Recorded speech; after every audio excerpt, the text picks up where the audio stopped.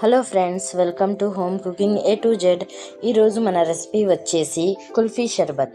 బయట బండ్ల మీద మీరు కుల్ఫీ ఐస్ క్రీమ్ తినే ఉంటారు, కానీ కుల్ఫీ షర్బత్ని ఎప్పుడైనా ట్రై చేశారా?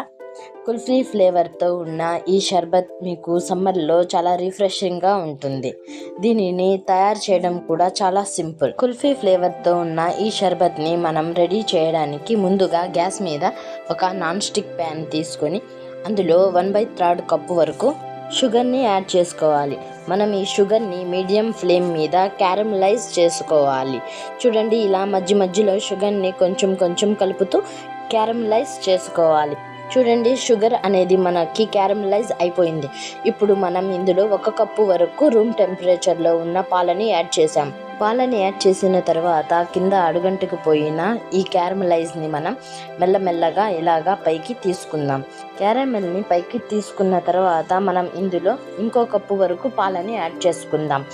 ఇక్కడ మనం టోటల్గా 2 కప్స్ వరకు, అంటే 500 ml వరకు పాలని యాడ్ చేసుకుందాం.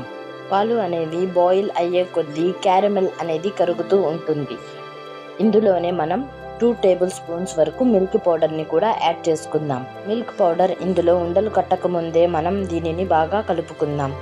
ఇలాగే సింపుల్గా రెడీ అయ్యే మొహబ్బత్ కా షర్బత్ మరియు నఫరత్ కా షర్బత్ రెసిపీస్ కూడా మన ఛానల్లో అవైలబుల్గా ఉన్నాయి. మీలో ఎవరైనా ఇంట్రెస్ట్ ఉంటే ఒకసారి డిస్క్రిప్షన్ బాక్స్ని చెక్ చేయండి. నేను ఆ రెసిపీస్ లింక్ని డిస్క్రిప్షన్ బాక్స్లో ఇస్తాను. పాలు బాయిల్ అవుతున్న సమయంలోనే మనం ఇక్కడ ఒక చిన్న బౌల్లో 1/4 కప్పు వరకు పాలని తీసుకొని అందులో 2 టేబుల్ స్పూన్స్ వరకు కార్న్ఫ్లోర్ని యాడ్ చేసి ఒక మిక్చర్ లాగా తయారు చేసుకున్నాం. పాలు అనేవి బాయిల్ వచ్చేసిన తర్వాత మనం ముందుగా కలిపి పెట్టుకున్న కార్న్ఫ్లోర్ మిక్చర్ని ఈ పాలల్లో వేసి కంటిన్యూస్గా కలుపుకోవాలి. లేకపోతే కార్న్ఫ్లోర్ అనేది మనకి కింద అడుగంటుకు పోతుంది. కార్న్ఫ్లోర్ వేసిన తర్వాత మనం కంటిన్యూస్గా 5 నిమిషాల వరకు కుక్ చేసుకోవాలి. కుక్ చేసుకున్న తర్వాత ఇందులో మీ దగ్గర ఉంటే కేవరా ఎసెన్స్ని వేసుకోండి, లేకపోతే రోజ్ వాటర్ని 1/2 టీ స్పూన్ వరకు వేసుకోండి, లేకపోతే ఇలాచీ పౌడర్నైనా వేసుకోవచ్చు. ఇది ఫ్లేవర్ కోసం నేను యాడ్ చేశాను. మీ దగ్గర ఉంటే వేసుకోండి, లేకపోతే స్కిప్ చేసేయండి. కేవరా వాటర్ వేసిన తర్వాత మనం గ్యాస్ని ఆపేసి దీనిని రూమ్ టెంపరేచర్ మీద చల్లారనివ్వాలి. చూడండి, చల్లారిపోయిన తర్వాత మనం దీనిని ఒక పెద్ద బౌల్లోకి ట్రాన్స్ఫర్ చేసుకున్నాం. పెద్ద బౌల్లోకి ట్రాన్స్ఫర్ చేసుకున్న తర్వాత మనం ఇందులో సన్నగా కట్ చేసుకున్న నట్స్ని వేసుకుందాం.